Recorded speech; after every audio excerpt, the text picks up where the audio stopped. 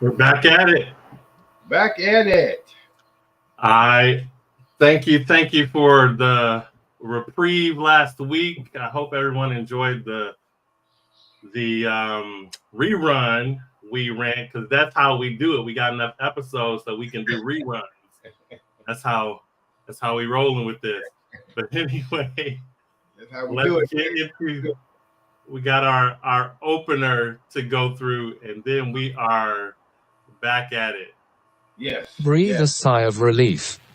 You made it to Strongly Financial, a weekly live web series dedicated to elevating your financial literacy and cultivating your overall health and well-being. Your co-hosts are Dr. Michael A. Wright and Ali Leonard. Their respective expertise in holistic wellness and financial consulting positions them perfectly to guide you toward optimal well-being and unrivaled financial success. Please allow me to introduce them further. The incomparable Ali Leonard. As a credit guru, Mr. Leonard has dedicated himself to fostering financial literacy in students of all ages. He has developed a comprehensive credit awareness curriculum that is suitable for elementary, high school, and college students. Mr. Leonard has traveled the country, providing credit awareness seminars to high schools, colleges, churches, and private organizations. Mr. Leonard has worked tirelessly with federal credit agencies, financial services, and real estate agencies, earning a strong reputation for his professionalism and expertise. Mr. Leonard is committed to educating and training consumers as well as assisting them practically to fix their credit.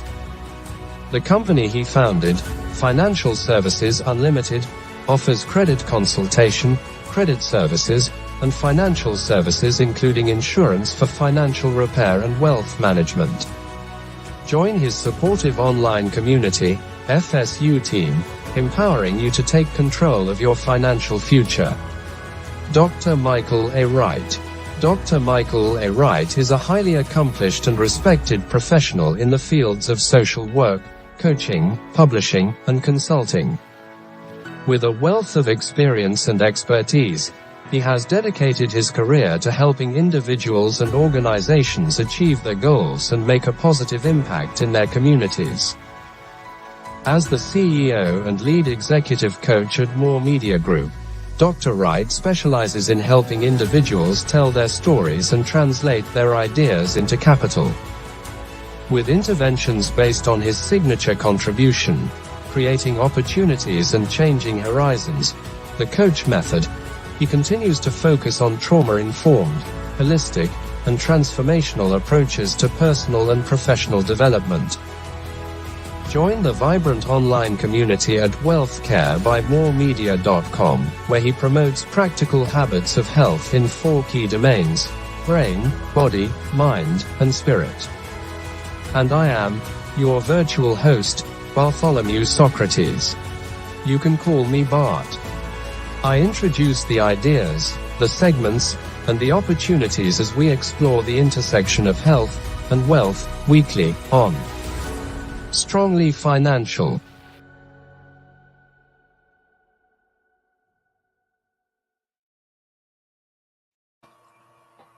Hey.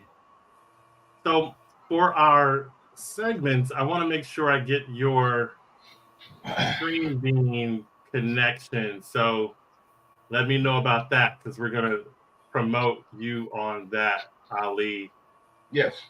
For our first segment, though, let's hit our coach matrix. And actually, no, let's do motivator lifestyle so we can get into what Bart has for us this week more quickly. A quick 30-second shout out to Motivator Lifestyle, and then we'll get into our first segment. At the heart of the Motivator Lifestyle Company is motivation. Our mission is to inspire and empower individuals through the clothing and messages we create. We believe that by wearing our apparel, our customers will feel a sense of self-awareness, become more active, and engage in shaping their own world. Join us in spreading motivation and positivity through our unique and inspiring clothing line. Together with Strongly Financial, we can create a world where everyone is empowered to be the best version of themselves.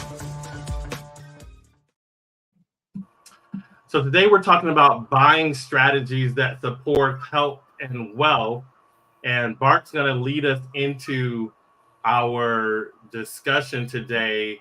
We've got some interesting building foundation, setting you up so that your money is making money for you, and a financial resilience discussion coming up. So Bart, why don't you take us into our first segment, Timely Tips? Thank you, Dr. Wright. Timely Tips, list of the needs that build foundation for health and wealth. In today's fast-paced world, it is crucial to differentiate between our needs and wants, especially when laying the foundation for both health and wealth. To embark on this journey, we must prioritize equipping ourselves with the knowledge and resources necessary for protecting our physical and mental well-being.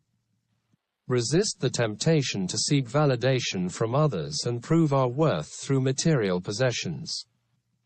Instead, embrace the understanding that personal growth is a lifelong process, and our focus should be on building systematically and sustainably. By adopting an approach that values longevity and sustainability, we create a solid foundation that will stand the test of time. Remember, it's not about indulging in momentary luxuries, but rather investing in the choices and habits that support our long-term health and financial prosperity. With each step we take, let us build with intention and purpose, confident in our ability to create a lasting legacy of health and wealth. Back to you two gentlemen.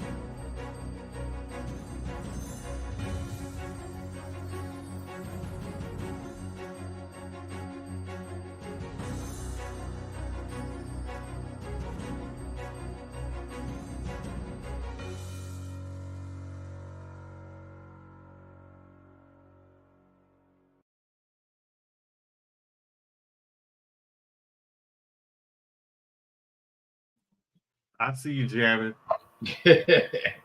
So this episode, I really got inspired. It was really 2 weeks ago. You said something that really caught my attention, and I said in that segment, "Hey, you know what? We should probably make that a whole session."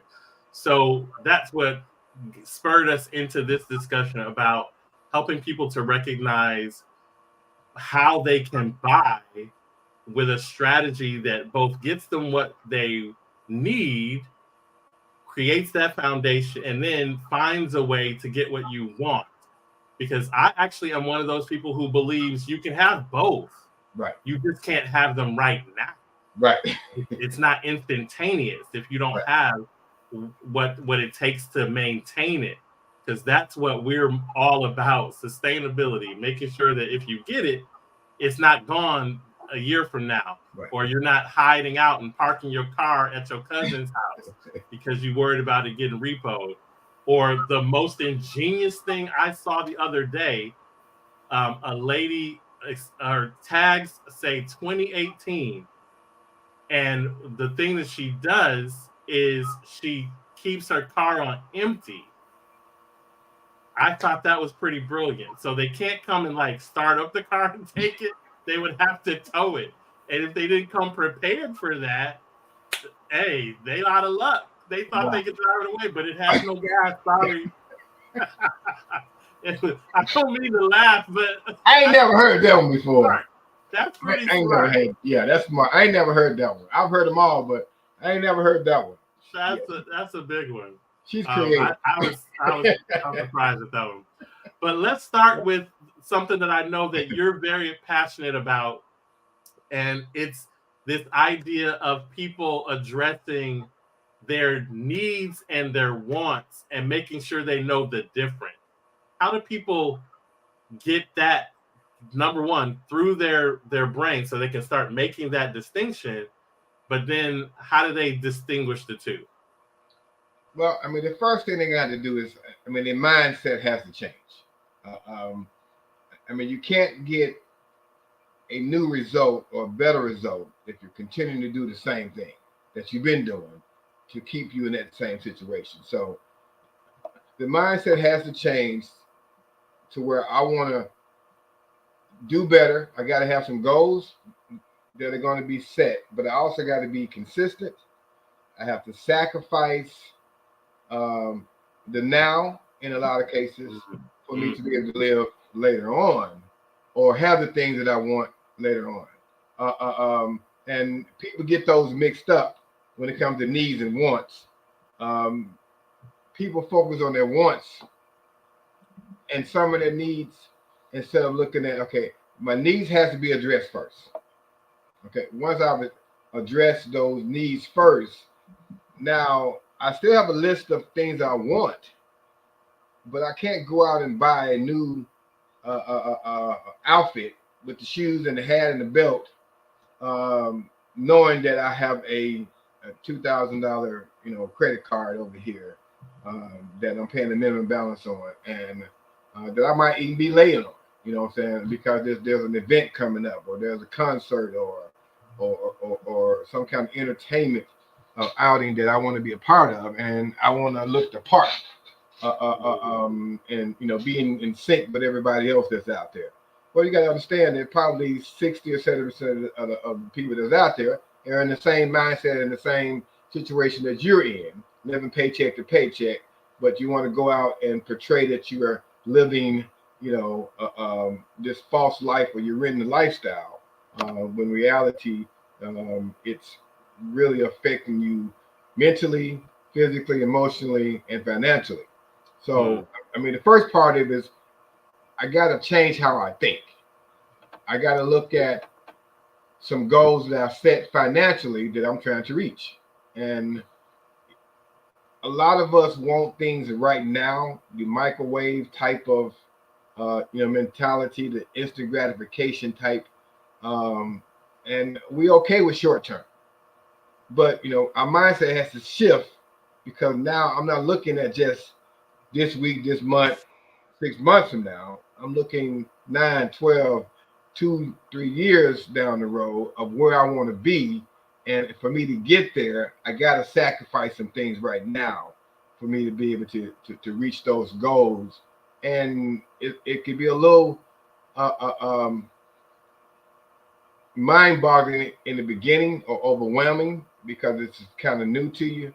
But trust the process, because a year from now, 2 years from now, you're going to look back and say, okay, I'm in a whole lot better position today than I was 2 years ago. But it has to start with the mindset, the goals, the budgeting, and the sacrificing of the instant gratification. Yeah, I think that's huge. Especially that word sacrifice, because I do not like that word. There are two words that I don't like that are very important. Well, no, 3. Sacrifice is number 1. Submission is number 2. And servant or servanthood is number 3. Yes. Three things that are critically important to your life and your well-being, right. But I don't like to hear them, because those are the words people use to get over on us. Right. Right. Right. They tell us that we got to sacrifice, but then they're over there eating steak and lobster. Right. Right. Exactly. You know, but it's very true, and you got to find that balance for yourself. You got to make sure it's not, you know, pie in the sky and somebody getting over on you with these words, because they are very important words. The ability to sacrifice the here and now for something more long term is a real mindset shift. And you gave the perfect example. I mean, it's been Taylor Swift, it's been Beyonce, Mary J. Blige is in concert, SWV done just got back into concert. They trying to do something with Escape. I'm like, dude, folks are like in that space of I need my new outfit, right? Yes. But you gotta know that you can plan for this. That's what the budget is. The budget isn't some, you know, we're not trying to make you into an accountant. We're saying let's look at what's coming up and how you want to get into it, and let's plan for it. That's what the budget is. Yes. The other thing I think that was really good in what you were saying is this idea that people have about going out and doing those things and understanding how to balance the needs and the wants in that context. Right. I'm a person who believes that it's a want for you to go to the SWV Escape concert, and it's not a need. That doesn't mean that you have to give it up. Right. That just means that you need to put it on into a process. You need to plan for it, get prepared for it. You also need to prepare for your wants, but your wants, I mean, their needs. You need to prepare for your needs as well, but your needs are like they have to be taken care of, or you're going to be out of a house. Like you're going to be out in the street. Like you need to eat healthy. I mean, some of us feel like we need to eat. No, we need to eat healthy. So I'm not going to spend a lot of time on that one. But a lot of people, when it comes to needs, you recognize that you need a place to live and you need a reliable car. Right. For a lot of people, right? And so those two are top on your list. They got to get paid, or else you've created a lot of extra problem for you. Another big one, Ali, you can attest to this, is insurance. People do not realize, and my car just got broken into, and it's having insurance that's like the bridge between, you know, getting out there and being a vigilante and, you know, looking for revenge for these people. Right. And you know what? Hey, I'm just leaving it up to the insurance. That's why I pay for insurance. Right. You know, you gotta recognize that these needs are because they keep other problems from happening. Right. Like they allow you to handle life as it comes. Right. Whereas your wants are things that enhance your life. Right. And that's good too. Yes.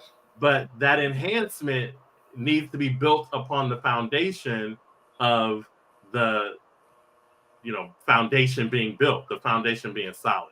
Yes. So I want to ask you about this. I'm curious about this on your side. When you get with people on the insurance topic, because I know it's a big haul to start. You know, you already hit them with budget, right? Spending plan, right? And now you're saying, you know what? You really should prioritize insurance as a need. That's not a want.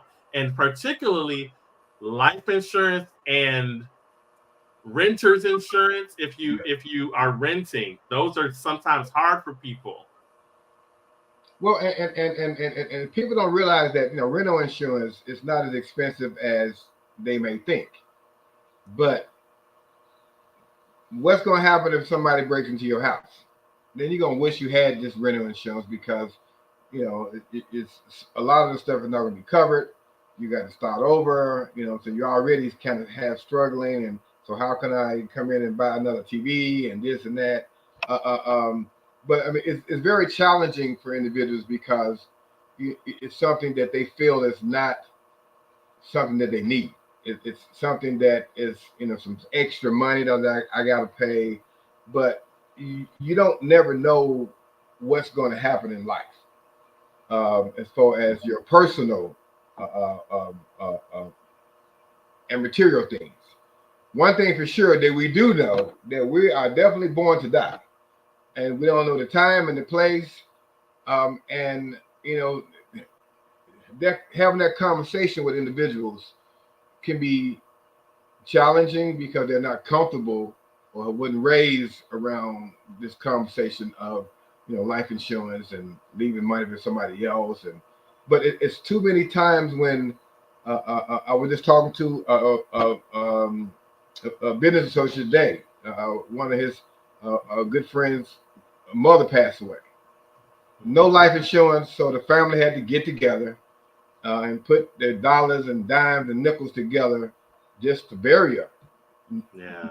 I mean, less known, leaving something for the generations behind her. Exactly. And that burial, which is different than the funeral, which is different from the wake. Except yeah, because it's expensive. People don't realize it's not one expense. No. And so, I mean, that's the challenging part, to get people to understand that this is something that needs to be in place, because that's one of the ways that other races have built generational wealth is through life insurance. So when someone passes away, they don't have to be scrambling about any kind of burial, funeral arrangements, and doing GoFundMe's on Facebook and Instagram. That part is taken care of, and now they're leaving $100,000, $200,000, $300,000 for their children and their grandchildren to make their lives a little bit easier, and financially. And let's not even talking about a spouse. You are in a household where you got two incomes, and God forbids that the primary income individual passes away. Look at the stress and the financial burden that's going to be left on the other spouse and the children. Yeah, life changing to the grief. Yeah. Life changing experience for them. House, they got to downsize, they got to move, they got to sell things, they got to, it's, oh wow, it's too stressful when we can just take the time out and say, okay, I eat out 5 days a week, I spend $100. The life insurance policy, it might cost me $100 a month. Okay, so I'm gonna sacrifice $25 less each week so I can pay for this policy, because at some point in time in life, it's going to be needed. It's going to be important. Yep, definitely. Yes. We got a comment. Herb says, if that fire happens in your apartment, don't think that you're going to get any help from the complex. They don't cover your personal items. That's really important. Like this insurance thing, I'm sure we're going to do a segment on insurance. Yes, we got to at some point. And it's just really important. And as with all of the stuff that we talk about, I want to get better. I want to get even more versed in how these things can work to my advantage. Because that's the other thing that's kind of in the background of what we're talking about. These things aren't just expenses. When we talk about needs, if you take care of your needs, they can really benefit you moving forward. Yes. So we'll definitely hit that. And this is why we need to do a whole talk on it. Herb asked the question, how much should you get? Do you have a rule of thumb? I know Sharif is in here somewhere, so she probably could chime in too. But what's the I know my rule of thumb in terms of the amount of insurance you can, and this is life insurance in particular. Right. Do you have a rule of thumb? I mean, typically you want to have a minimum of 5 times your income. Yeah. I really like to tell people 10, but you don't want to scare them away, because 5 times is a lot easier to people to visualize than 10. But with the cost of living and how things are going, you really need 10 times your yearly income in life insurance. But the minimum, I would say, would be 5. Yeah, and I typically say the bare minimum is you need to cover your mortgage. If you have a mortgage and your mortgage has to be paid off, and typically for people they're not in this at the point of paying it off. Right. So at least pay it off, and that ends up being somewhere around 5 to 10, Right. somewhere in there. Yeah. Well, so you have a good sense of where to be. And people can also have, you can have several policies. I mean, you can have a mortgage protection just for your mortgage. Oh yeah, that's true. Aside from me leaving something for my for my family and the generation behind me, so I can have a policy or on my home. So if something happens to me, my home is paid off and my family doesn't have to move. But I got another policy over here that's going to be able to allow them opportunity to continue their lifestyle and still have money set aside that they don't have to be struggling to pay bills and live. Yeah, definitely. Appreciate that. In addition to separate death and burial and those types of things and the whole life insurance, yeah, we need to get a oh yes. We should probably schedule a guest speaker in there. Of course. To talk about this type of thing. Maybe someone who just talked about this. Yes. Income replacement and so forth. Appreciate that comment, Sharifa. Let me end before we get into just our making sure everybody took down the timely tips. Let me get this comment because I think this is an apropos comment that Sharifa left. The fact that it's getting warm outside and people are ready to party and spend. And like I said, there are lots of concerts. Like who I thought the Isley Brothers are gonna be in my neck of the woods next month. So I mean, and those tickets are not cheap. Those are no. They're listed as fairly cheap right now, like $130. But you know how that goes. Oh yes. And I'm one of those people. I'm ready to spin. It's right. Let's go. You want to go see the Isley Brothers? Like, come on now. Right? How you gonna live life without having that experience? Right. But those are wants, and we need to plan for them. So, yes. How do we plan for them? Number one, make sure you have a sense of your needs and your wants. Like, know the difference between the two. Right. Invest in knowledge and resources. This is just this idea that we've been talking about. You may not know what's the better of the options. You don't know that there's mortgage insurance and all these different things that can take care of you. I have friends right now who got their cars broken into. I mean, we are in LA, so whatever. But and they didn't have renter's insurance, and so they're scrambling. Or another good thing for us to cover in an insurance discussion is the amount of your deductible, because that might be an issue. So get that knowledge. Stop getting that material validation, that what they call it, retail therapy. Yeah. Let's figure out another way, as you were talking about, Ali, shift the mindset when it comes to that. And then the last tip, longevity and sustainability. You don't want a car to say you got a car. Yeah, I got that new G-Wagon Mercedes, baby. Yeah. Okay, but you don't have it 3 months from now. So for 2.5 months, dude. Right. We don't, come on. That's not enough. No. We want you to actually keep the G-Wagon. Okay? Yes. So let's keep that sustainability going. All right. We are going to get into our second segment. And why don't we get our coach, because our last segment, that's going to be you and Stream Bean. So I'm giving you some time to put together your speech since we don't have a video for Stream Bean. Wow. And the main thing is just to have the affiliate link so people know how to contact you. So make sure we have that. Before we get into that, let's go into our Coach Matrix. And before we get into our second segment, get ready, Bart. We can say it one of two ways.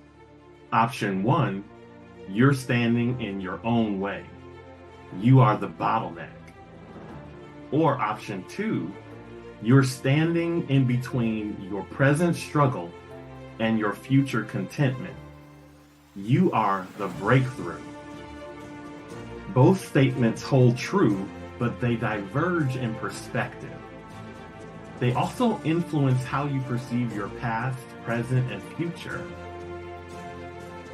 By adopting a trauma-informed approach that acknowledges you as a complex adaptive system, you can unravel the enigma that is your unique self and identify choices aligned with your sustainable development. In other words, you can answer the tough questions. Who am I? What do I want from life? Who is my tribe? The approach is readily available. It's called the Coach Method, created by me, Dr. Michael A. Wright. However, the effectiveness of any intervention ultimately relies on your perspective and the lens through which you see the world.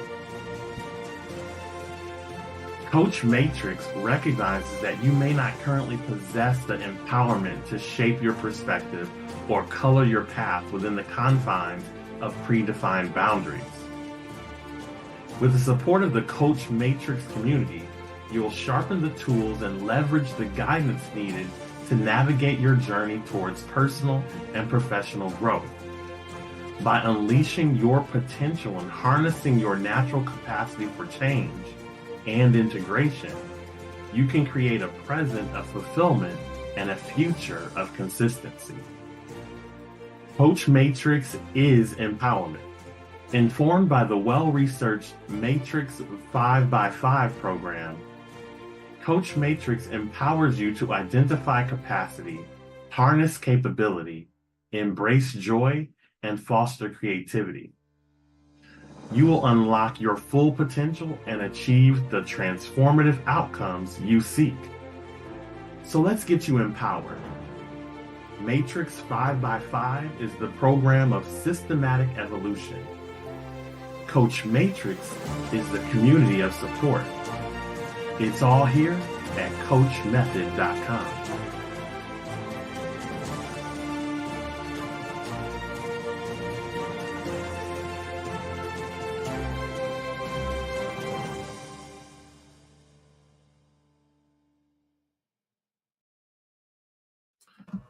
All right.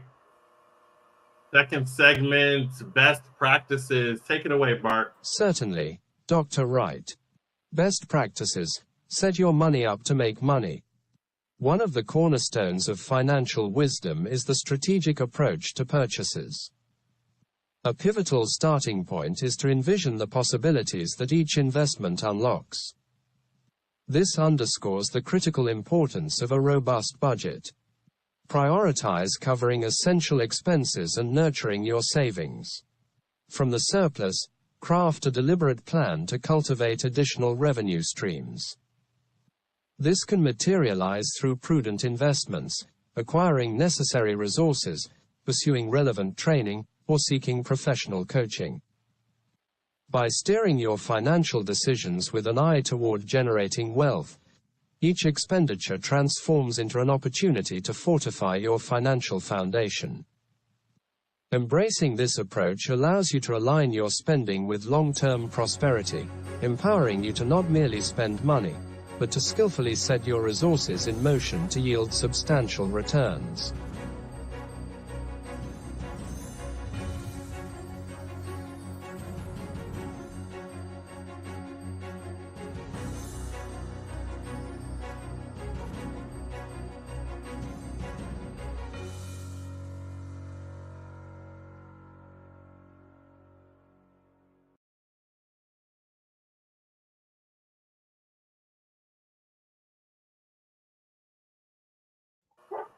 Now, this is one of the biggest opportunities, I think, for people. And I wanted to make sure that I got this discussion in this topic for today. Buying strategies is one thing, and how we buy things is important. There are two main issues I want to cover in best practices. One is how you buy and particularly in terms of how you buy in bulk. So I want to talk about that a little bit, Ali. And then I also want to talk about this idea of creating new revenue streams. I'm actually going to start with the new revenue streams only because I was mentioning concerts and that type of thing. And instead of just imagine this, instead of just going into the concerts coming up, I need to be there. I'm going to put my money into getting my tickets and having a great night. I'm going to get a hotel room. Me and my girls, me and my guys, we're going to enjoy ourselves. You know, I'm going to make a whole night for me and the wifey or me and the hubby, right? We're going to make this a whole $1,000 affair. What if that $1,000 you invested that $1,000 into preparing t-shirts for the event and sold those t-shirts at a premium? Could you make the money? Could you make over $1,000 and have that experience? I'm just saying, the shift in mindset is going to have us doing some things that are like, I don't know how to do no t-shirts. I don't know how to sell nothing. Yeah, that's the point. That's called a mindset shift. You got to add in new information that you didn't know about. Yes. Do things in different ways because that's what the mindset shift requires. Yes. I want to talk some more about that. But I want to throw that out just so people could get a little bit out of their comfort zone, because this isn't necessarily going to all be comfortable. That mindset shift is sometimes uncomfortable. You got to learn some things, add some things to your repertoire. Yes. And in that vein, buying in bulk. So here's all I want to say about this, and then we can open it up, because I don't know why people do this.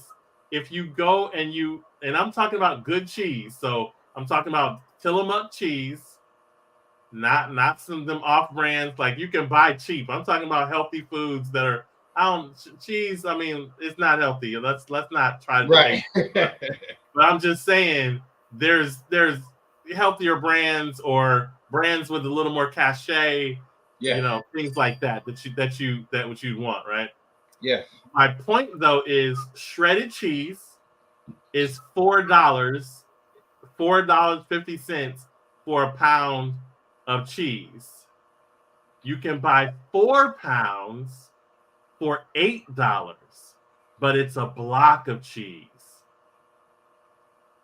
I want you to understand you can buy a cheese grater at the dollar store for $1 or $1.25 these days. Right. And look at what you just went from: a pound of cheese, 16 ounces, to 4 pounds for only double the price. Right. So you're winning in this, and all you have to do is grate the cheese. This is the type of thing I'm talking about. When I talk about buying bulk, I'm not actually talking about storing up a lot of food.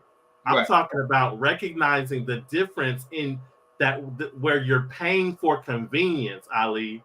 Mm-hmm. We're paying a premium for convenience. I don't want to shred my cheese. I don't want to cut up my apples. I want them already cut up. Oh, but for twice the price or 4 times the price, are you sure? It don't make sense. I don't think you want it like that. And these are the ways that we waste money and we don't even see it. Right. Because a grocery bill is just a grocery bill. And so I when I work with clients and I'm saying, okay, we can reduce your grocery bill, they're like, no, we can't. I got 3 kids and they hungry and they eat.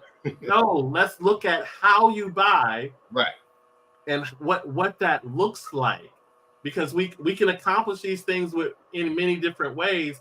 And my point, when I bring it to you, Ali, my point is helping people to understand that sacrifice does not always mean that you can't have it. Right. Sacrifice sometimes means that you just have to shift your way of seeing it and put a little more, sacrifice some convenience and still get some good outcomes. And that's one of one of my pet peeves, or one of the issues that I have with this society of thinking, mindset thinking, for this generation and the last generation. is they want everything convenient. They want it right now. They don't want to work for it. I'd rather pay $15 for a watermelon that's already cut up when I can buy a watermelon for $4.99, $5, and get 3 of those same containers. So it is wasteful of the mindset. So and what I have to really stress to individuals, the sacrifice, the budget, spending plan, it does not mean that you have to live without no joy, no happiness, no splurging every now and then. You're just planning for it. That's all. I mean, that's the difference in being this impulsive buyer and somebody that is planning for this vacation that we're going to take in August to Hawaii or Jamaica. You know what I'm saying? They started planning for it last year to be able to take that this year and not have so much stress and put it all on credit cards that we're going to pay the minimum balance on at 29% interest. So this $1,500 trip is really going to cost you $7,000 when you finish paying for it. So, I mean, that's other things that is really difficult to get people to understand. And that's why we stress the mindset has to change. Yeah. You can't continue to do the same thing and get a different results. That's the definition of insanity. Doing the same thing over and over again and expecting a different result. It's not going to happen.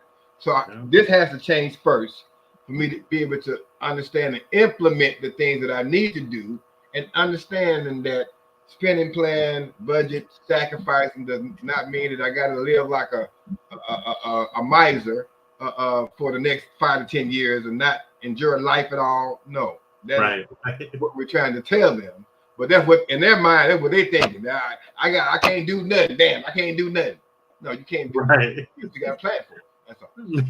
Meanwhile, everybody's probably heard of that story about the lady in New York that was a secretary for 35 years or 40 years or something like that, and passed away with $25 million because she lived frugally for all those years in the same rent-controlled apartment. Right. You know, hey, I'm trying to tell people exactly how you're telling them. She died with $25 million in the bank. I'm just trying to help you get a couple $100,000 in the bank. Right. You don't gotta live exactly like she lived. Right. But can you slow down a little bit to have a little bit? That's all. That's all. Because it's possible. It doesn't mean, like you said, you don't have to be in want. But I tell people all the time, I'm going through that right now. This is not with clients. This is just with friends in the friends group and the associate group. Of course. Where people they just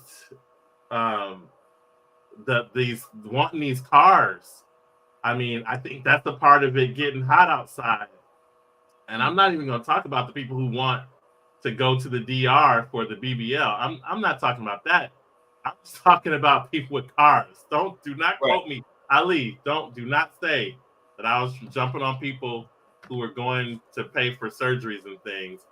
I'm talking about people with cars who want cars. Right. They're outside of their means. Right. Outside of their means. That's the key right there. Outside of their means. That's the thing. And figuring out what's within your means. That's the piece that I think is really important. And then I want to come back to this thing that you often say, and I have taken to heart when it comes to the revenue generation. Let's get to that in just a second. I want to bring in this comment real quick. Sharifa does not mind grating cheese.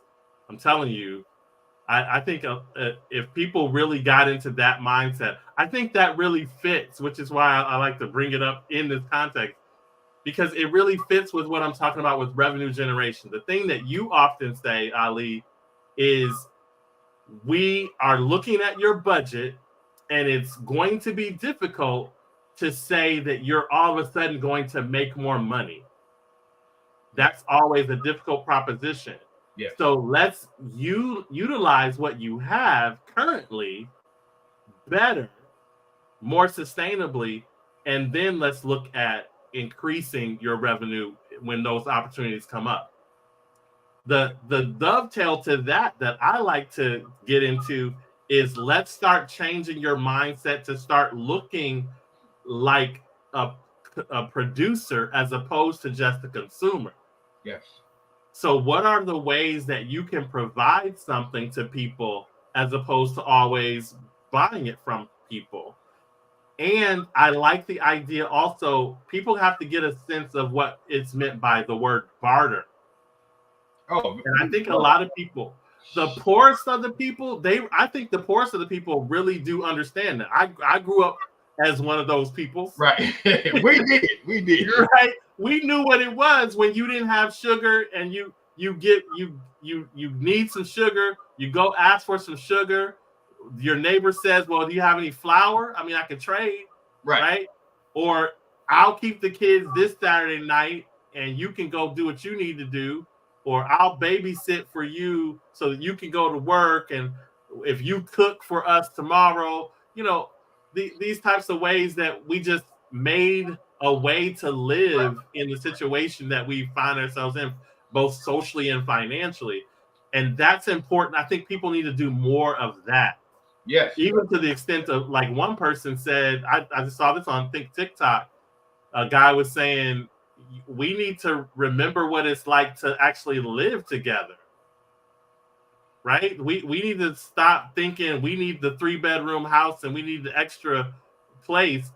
We need to think about multi-unit homes as, a group of friends. Right. Live in that for a couple of years, move out of that, rent it out. This way of building wealth in a group as another opportunity for revenue streams. And matter of fact, I had the same conversation. Actually, myself and Sharifa had the same conversation with a young lady that was talking about, they bought a house and her sons are there, her nephew is there, everybody covers all the responsibilities, but it allows them now to start, having a bigger savings, because now they're not in one. Everybody has their own houses and they struggling and stressing. And that's one of the things that, we don't, in our communities, we don't like to do. You know what I'm saying? We want to have our own, like you said, 3-bedroom, and it's just me and my wife. Well, you might have a good friend, him and his wife, or you might have a cousin, or you might have a son or a daughter. It's going to come to a time where we're going to have to get back to old school ways and be able to live and save and stack and be able to, do that, or buy some land, enough land to where you can put 3 houses on it, 3, 4, 5 acres. Exactly. Where now we can, it's not as expensive. We're right here building this core community within our families. But a lot of other races do that. It might be 8 or 10 of them in a house. You know what I'm saying? And they stay there until, and that one person move out, the other 9 stay there, and they got their house, and they continue to save and build, and okay, the next person go and do the same thing and duplicate. So in 10 years, everybody has basically got their own if they choose to do that. But for some reason in our minds, it's just independent. We got to have our own. We think we're helping somebody if we sacrifice and let them come in, but it's benefiting you long term. That's it. Now, if they trifling and something like that, then they got to go. You don't want to, but exactly. You got to be responsible. We need to be on. We should have been figured that part out. Look, right. Look, I don't got no friends if they can't stay with me. Like, quit calling them friends. Thank you. Look. Thank you. But you should mix business and friendship. Yeah, then we ain't friends. Let's do the business part. Let's not do the friend part then. Right. Exactly. What I call that, by the way, is strategic vision. You need to get some vision about what you want your life to be. I appreciate what you're saying, Ali, with that. Like, people need to get a sense of that mindset change with the goals and the things you talked about last segment. Put that into a strategy for actually living a good life. Right. It's not always just about stunting and buying and showing off. You got to be strategic about it. Yes. That includes what we just described is not just budgeting and spending plan. What we're talking about is a robust budget. When you talk about looking at revenue streams, you start looking at strategically, who can I let into my space? Right. You know, how are we going to do this long term? That's robust budgeting. Also, start to look at these new revenue streams. A lot of it's the saving that we're talking about, like grating the cheese, but there are other ways to look at building resources and revenue. And there's some things that we can help you figure out if you're interested. Yes. Yes. And then the last thing, the wealth generating decisions. Insurance, as we talked about in the last segment, is an important piece to that. But also looking at strategic investments, including the stock market, which is one major piece. Right. But there are others. Real estate is a really big one, and whole life insurance. Let's not discount that. Really recognizing how your savings can improve your wealth generation. Yes. Yes. All important.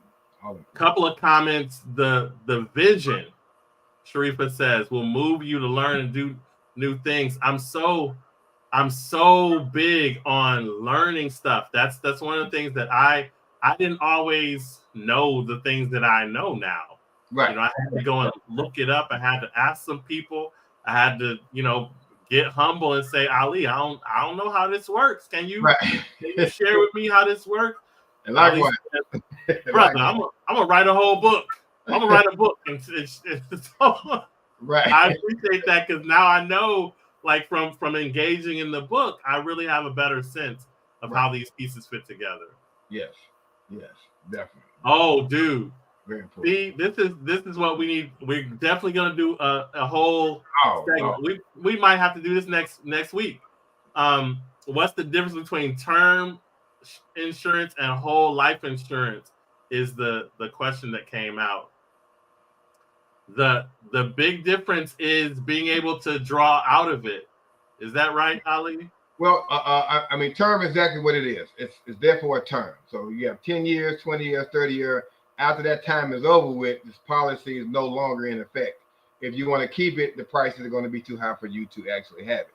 Whole life does build cash value. That's how you create generational wealth.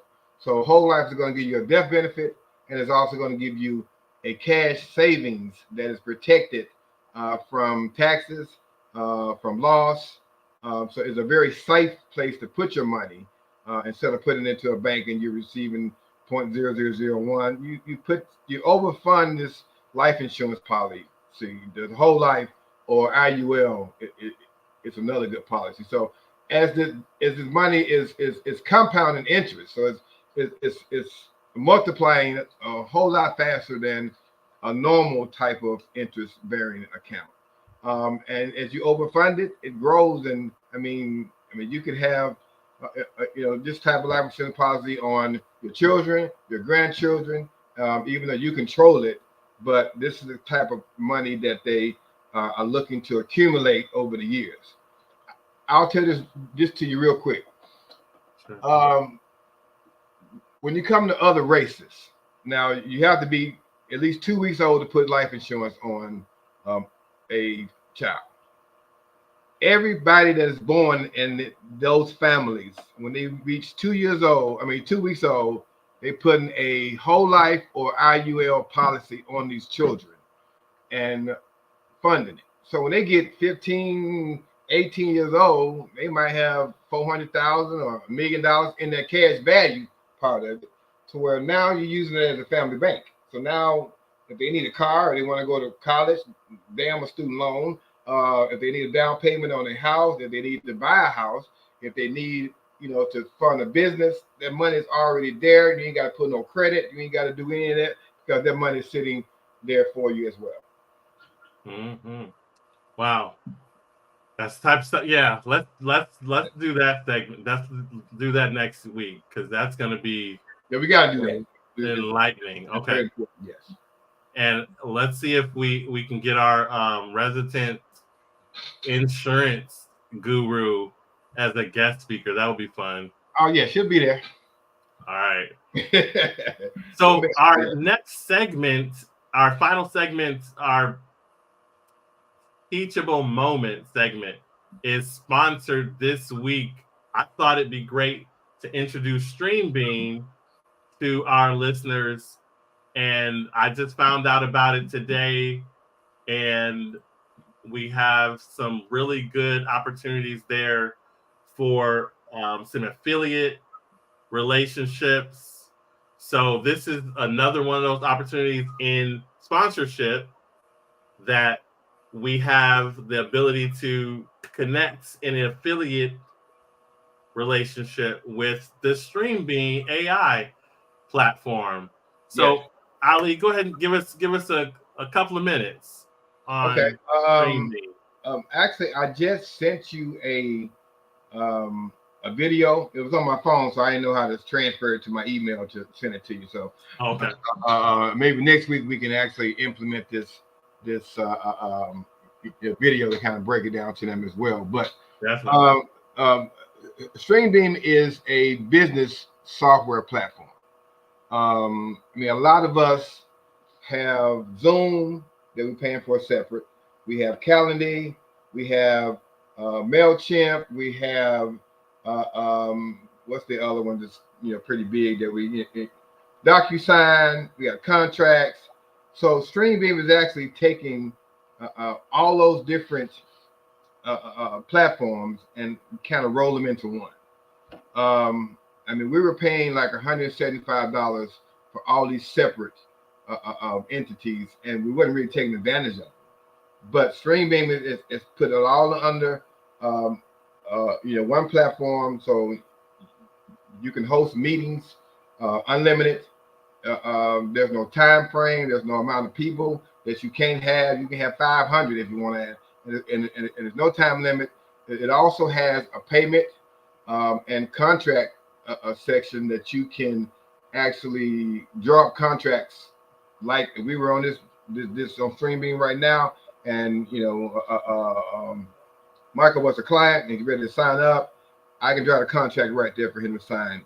Kind of as we speak. It has email and SMS capacity. It has where you can manage appointments like Calendly. It can forecast sales for you and your team. It can track your win rates. If you're in that arena, it can manage your team's performance, and you can integrate your CMRs also with this platform. And I just named just a few of them. There's still some other features that are included in this. I think I mentioned DocuSign is also a part of that. So you can have your individuals that send them a contract, they can sign it, or any type of paperwork that you need signature on it. So you don't have to have 7 or 8 different logins and passwords, and you have one platform to take care of all of this. And then the other piece of it is for those who are looking to generate additional income. There is an affiliate program that's associated with it. And so you can generate some additional income for referring individuals to this platform as well, because it's definitely something that we joined after about 1 week of listening and going to the demo week, and we save $125 a month just by joining this program, because it's only $50 a month, so $600 a year to have all this rolled in one. And even if you did not be a part of the referral piece of it, it's saving us $1,500 a year just by switching this platform, and it's all on the one umbrella. So I mean, excellent thing for individuals to kind of look at, and I would suggest that you look at this part of it as far as coming on a call and looking at the demo, and then looking at the opportunity that's there for what the benefit of having this, being a business owner or just an individual that's working from home or doing any of those type of nonprofits. I mean, It's good for any avenue. Perfect. Perfect. Yes. Appreciate that. Our sponsor, Stream Beam. Let me see if I can do this video. Watch this. Oh man, you good.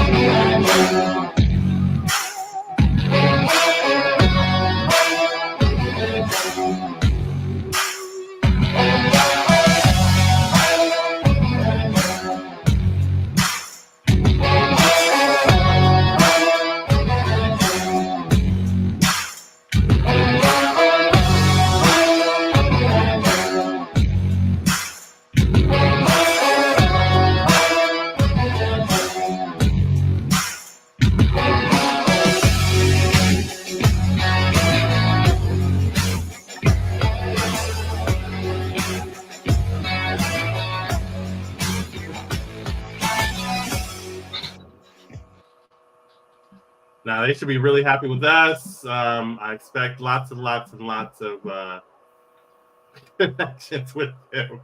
Yes. That's 5 minutes we just gave 5 minutes. Anyway,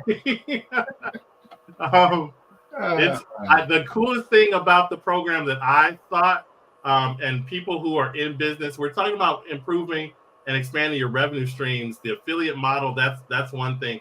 But the cool thing I thought, if you are an entrepreneur, the AI part of it is that it makes sure it is going to process through what you have in your interactions, and it makes sure that it gives you the format of emails, the text, the questions in terms of how you engage with your clients and potential clients, your CRM, your SMS. It's all going to be trained on your business, and that is a big deal because it will respond to your folks the way they need to be responded to for the best results. So good stuff. We'll keep. I mean, they're going to be a sponsor for a while, so appreciate you bringing that to us, Brother Ali. Yes. With that, let's get into some best practices. Bart, you ready? Actually, teachable moment. But anyway, Bart's got me in line, I'm sure. Inspired conversation, Dr. Wright. Teachable moment, financial resilience. To build financial resilience, it is essential to adopt a strategic approach that optimizes the use of available resources and creates opportunities for growth.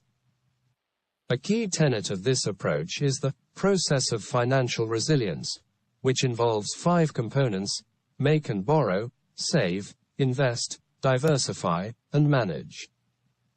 An essential strategy in this process is leveraging other people's money through grants or low-interest loans to pay off higher-interest loans. This tactic frees up resources to focus on strategic investments that contribute to long-term sustainability and value creation. Another crucial consideration is the importance of saving for valuable experiences that enrich our lives and reinforce our financial foundation. Additionally, investing in yourself builds a strong pillar for external investments and diversifying revenue streams, thereby fostering exponential growth. Finally, diligently managing your diversified investments empowers you to generate profits and growth over time. By embracing the process of financial resilience, we can build momentum towards a more prosperous and resilient financial future. Take it away, gentlemen.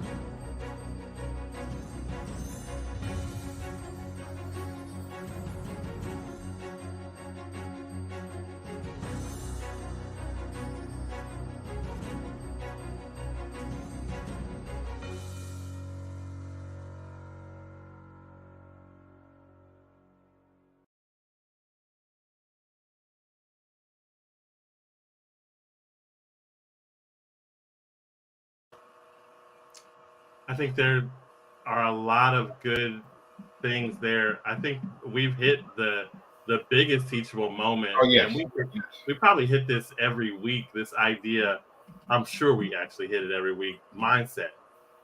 That's one of the things that I mean. I know that's the beginning of your book on credit awareness Yeah. is mindset shift. We can't do anything without the mindset.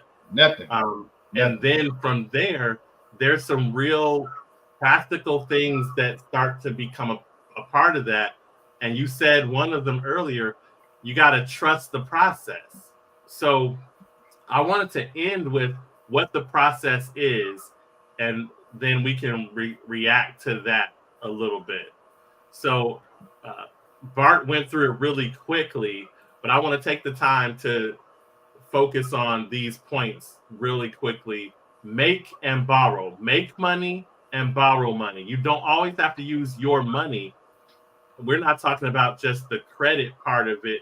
We're talking about leveraging opportunities with the money that's available to you. There's money out there. There are opportunities. I mean, there are things you can do to make more money, to create new revenue streams. If you don't have a sense of that, talk to somebody like us who can help you brainstorm some opportunities to make this stuff happen.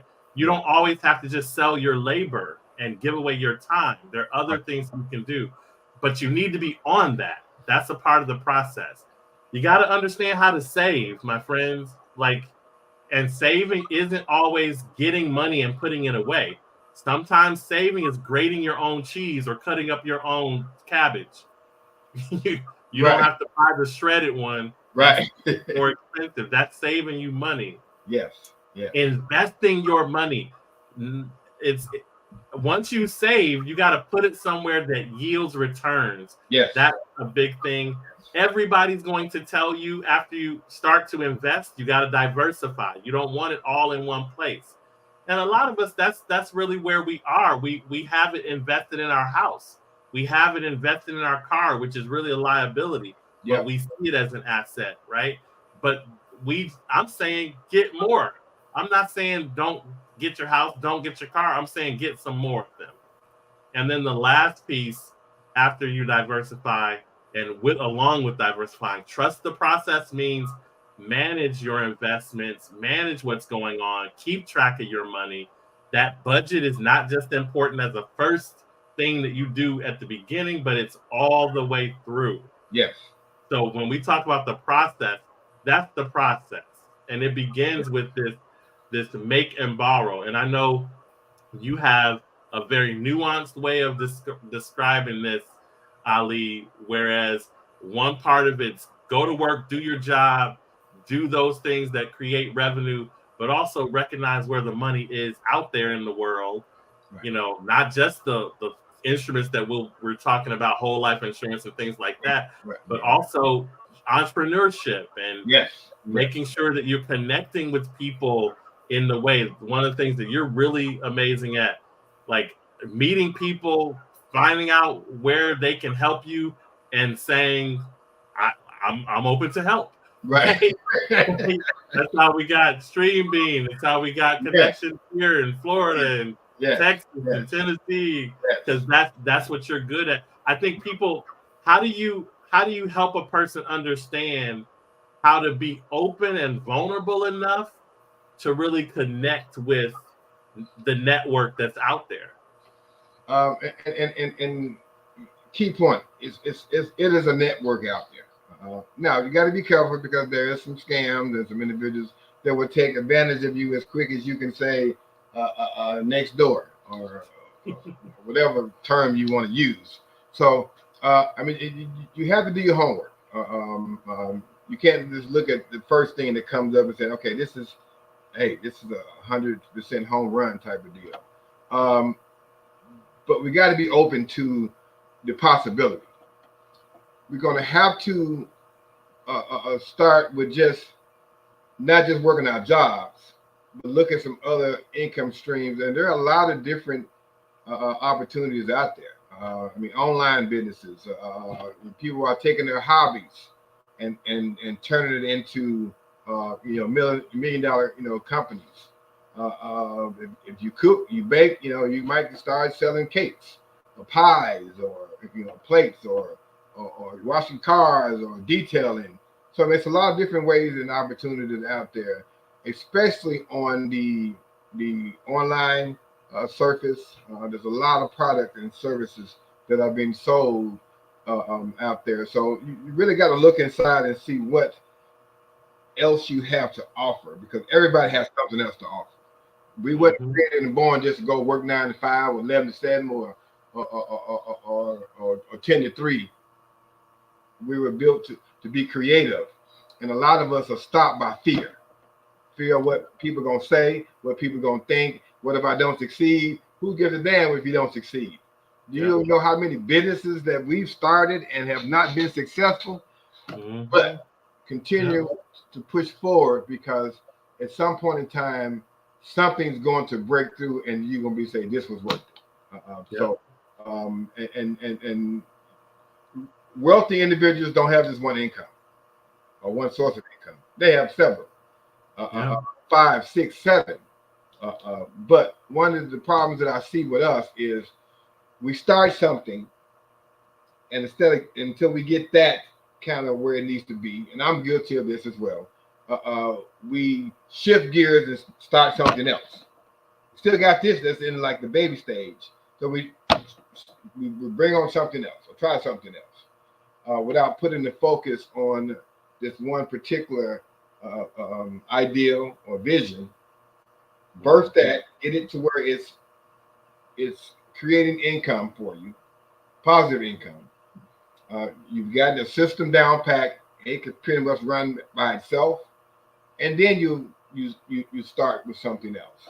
But we'll start 3 different companies, and ain't none of them successful. You know what I'm saying? Right. Why? Okay, why it ain't working? But it's a lot of opportunities that are out there for you, and you can't be scared. You can't let fear overtake you. Worry. Those are dream killers from the start. And I tell people the people who are out there with multiple businesses, multiple revenue streams, they're scared too.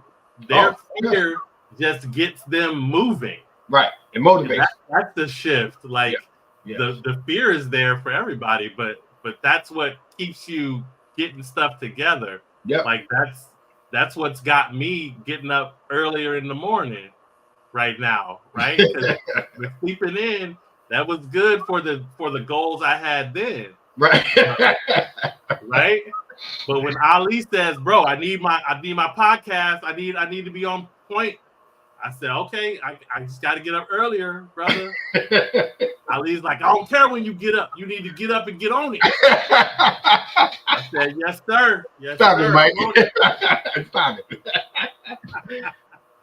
But that's what it takes, though. I mean, it really does take that, pushing yourself. Oh, and this is a good point. Because I heard this in what you were saying, Ali, and it left my mind, but I'm glad Sharifa caught it.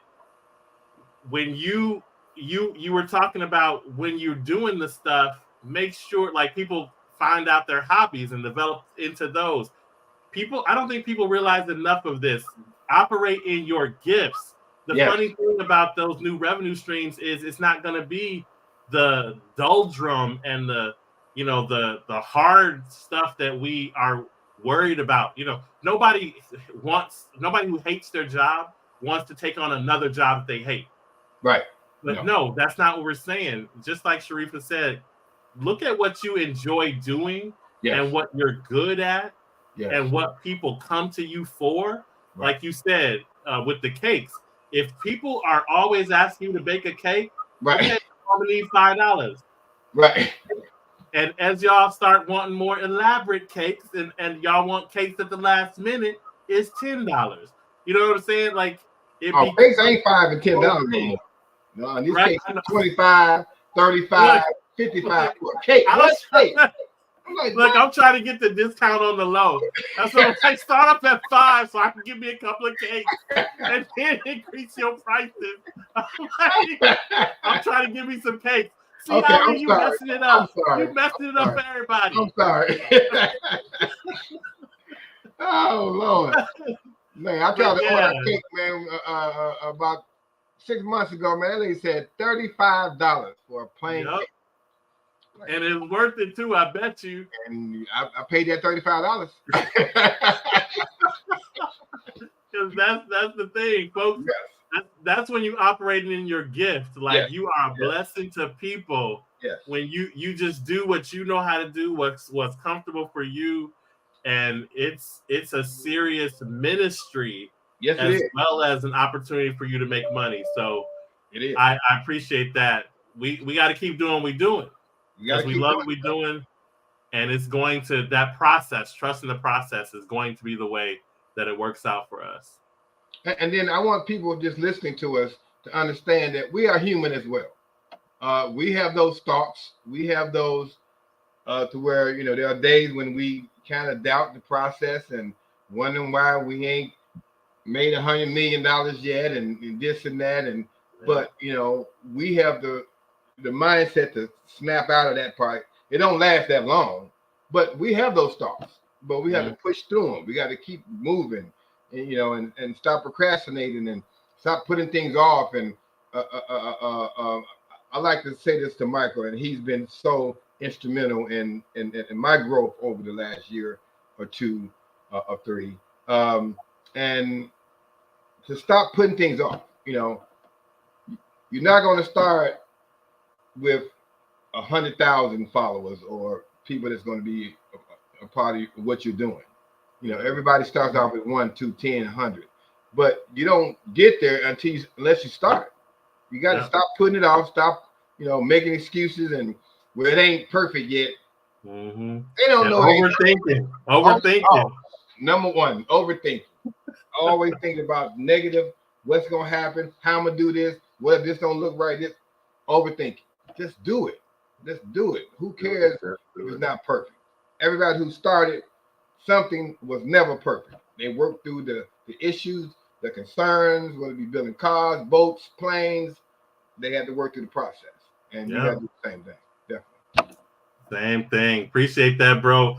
Let's keep getting it. Because I'm seeing it. We got some momentum. Yeah. So we're gonna keep going, trusting the process. That's it. Making it happen. That's it. All right. Appreciate you until next week. And maybe we can share some of the other new adventures that we've actually started, 2 new income streams on top of the 4 or 5 we already have. So maybe we can kind of give you some insight or share some. Yeah, that's another good idea for an episode. Kind of a invite people in to share how they're putting pieces together. I'm gonna write that down because that's a really good episode idea. All right, we'll put that one together. Talk to you, brother. Appreciate you, brother. Have a good one. All right. All right. Peace.